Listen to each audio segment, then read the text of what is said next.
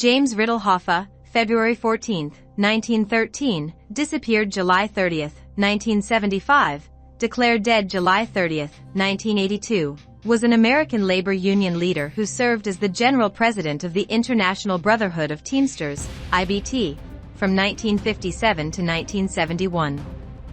He was alleged to have ties to organized crime, and disappeared under mysterious circumstances in 1975. James Riddle Hoffa was born in Brazil, Indiana, on February 14, 1913, to John and Viola, née Riddle, Hoffa, the third of 4 children, 2 boys and 2 girls.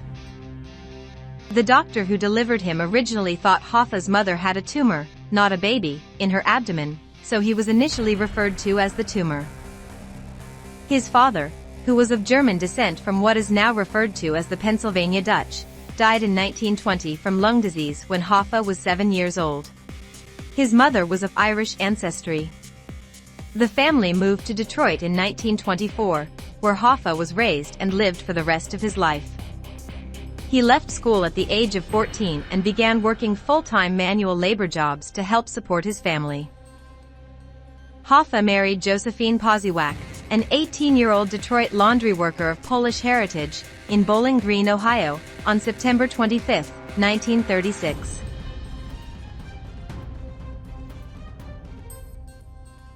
Hoffa began union organizational work at the grassroots level as a teenager through his job with a grocery chain, which paid substandard wages and offered poor working conditions with minimal job security. The workers were displeased with that situation and tried to organize a union to better their wages. Although Hoffa was young, his courage and approachability in that role impressed fellow workers, and he rose to a leadership position. By 1932, after refusing to work for an abusive shift foreman, Hoffa left the grocery chain, partly because of his union activities. He was then invited to become an organizer with Local 299 of the Teamsters in Detroit. Between 1933 and 1935, Hoffa actively worked to recruit new members to the union. His favored tactic was to pull up on the road alongside sleeping truck drivers, wake them up, and give them his sales pitch. The Teamsters, founded in 1903, had 75,000 members in 1933. As a result of Hoffa's work with other union leaders, he consolidated local union trucker groups into regional sections and then into a national body, which he ultimately completed over 2 decades. Membership grew to 170,000 by 1936 and to 420,000 3 years later. The number grew steadily during World War II, eventually topping boom to eventually top 1 million members by 1951. Trucking unions in that era were heavily influenced by, and in many cases controlled by, elements of organized crime. To unify and expand trucking unions, Hoffa made accommodations and arrangements with many gangsters, beginning in the Detroit area. Organized crime's influence on the IBT increased as the union grew. Hoffa worked to defend the Teamsters from raids by other unions, including the Congress of Industrial Organizations, and he extended the Teamsters' influence in the Midwest from the late 1930s to the late 1940s. Hoffa obtained a deferment from military service in World War II by successfully making a case for his union leadership skills being of more value to the nation by keeping freight running smoothly to assist the war effort. Although he never actually worked as a truck driver, he became president of Local 299 in December 1946. He then rose to lead the combined group of Detroit area locals shortly afterwards and later advanced to become head of the Michigan Teamsters groups. In 1952, a petty criminal living in New York, Marvin L. Kind, was assigned by gangster Anthony Salerno to work as Hoffa's chauffeur. In a 2008 interview, Elkind said of his 4 years working as a chauffeur, "Mr. Hoffa was a tremendously intimidating man. This man had no fear at all, of anything, showed very little emotion, had no sense of humor, and was dedicated to the people who belonged to his union. When you drive these people, you learn a lot, and I'll tell you why. They don't know you're there. You become a piece of the car, just like an extra gear shift or a brake, and they also talk a lot. The IBT moved its headquarters from Indianapolis to Washington, D.C., taking over a large office building in the capital in 1955. The IBT staff was also enlarged, with many lawyers hired to assist with contract negotiations. Following his 1952 election as vice president, Hoffa began spending more of his time away from Detroit, either in Washington or traveling around the country for his expanded responsibilities. Hoffa took over the presidency of the Teamsters in 1957 at the convention in Miami Beach, Florida. Beck, his predecessor, had appeared before the John L. McClellan-led U.S. Senate Select Committee on Improper Activities in Labor or Management field in March 1957 and took the Fifth Amendment 140 times.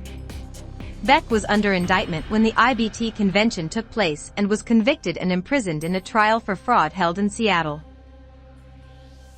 At the 1957 AFL-CIO convention, held in Atlantic City, New Jersey, union members voted nearly 5-1 to expel the IBT. Vice President led the fight to oust the IBT on charges of Hoffa's corrupt leadership.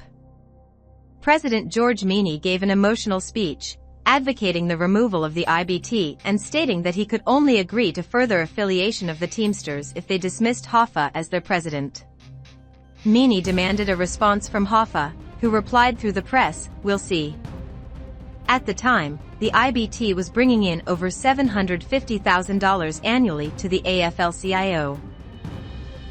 Following his re-election as president in 1961, Hoffa worked to expand the union.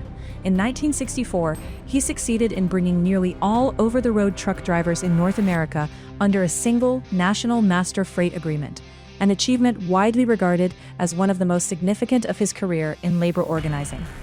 He later attempted to organize airline workers and other transportation employees, though with limited success.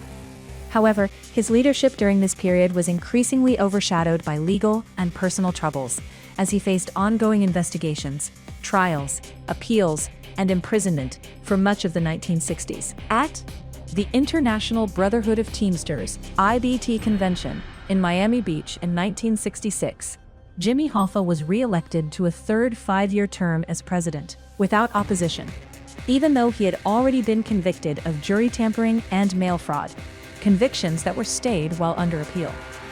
Given the seriousness of his legal situation, delegates also selected Frank Fitzsimmons as first vice president, establishing a clear line of succession in the event Hoffa was forced to serve a prison sentence. On March 14, 1957, Jimmy Hoffa was arrested on allegations that he attempted to bribe an aide to a select committee. Hoffa denied the charges and was later acquitted, but the arrest helped trigger a broader wave of investigations that led to additional arrests and indictments in the weeks that followed. One of Hoffa's associates, Frank Kierdorf, was later involved in a 1958 incident in which, while attempting to torch a cleaning and dyeing establishment on August 3rd, he accidentally set himself on fire. Jimmy Hoffa attempted to block the election of John F. Kennedy in 1960 by endorsing the Republican candidate and then Vice President Richard Nixon. This marked a departure from the union's usual practice of supporting Democratic nominees in prior elections. Despite these efforts, Kennedy won the presidency. After his victory, he appointed his younger brother, Robert F. Kennedy, as Attorney General. Robert Kennedy had previously worked as counsel to the McClellan Committee, formerly the Senate Select Committee on Improper Activities in Labor and Management, which had already clashed with Hoffa during earlier investigations and prosecutions. In May 1963, Jimmy Hoffa was indicted in Tennessee on charges of jury tampering, specifically for allegedly attempting to bribe a grand juror during his 1962 conspiracy trial in Nashville. Relying largely on the testimony of Edward Parton, Hoffa was convicted on March 4, 1964. He was subsequently sentenced to 8 years in prison and fined $10,000. In January 2013, reputed gangster Tony Zerilli suggested that Jimmy Hoffa was originally buried in a shallow grave, with plans to move the remains to a second location later. According to Zerilli, those plans were never carried out, and Hoffa's remains were instead left in a field in northern Oakland County, Michigan, not far from the restaurant where he was last seen. Zerilli denied any involvement in Hoffa's disappearance or any responsibility for the events described. In an April 2019 interview with DJ Vlad, Former Colombo crime family capo Michael Franzese stated that he was certain the disappearance of Jimmy Hoffa was related to organized crime. Franzese claimed he knew the location of Hoffa's body and the identity of the person who shot him, and also alleged that he possessed recordings containing details about Hoffa's disappearance. He also claimed to possess a recorded tape that spells everything out, and suggested he might release it at a later date. Separately, in a reported deathbed statement, a landfill worker alleged that Jimmy Hoffa had been buried in a steel drum about 15 feet underground in a landfill beneath the Pulaski Skyway in Jersey City, New Jersey. Acting on such leads, in October 2021, the FBI obtained a warrant and conducted a site survey of the landfill. However, in July 2022, the FBI announced that no evidence of value was discovered during the search. So, what do you think happened to Jimmy Hoffa? Leave your thoughts in the comments below.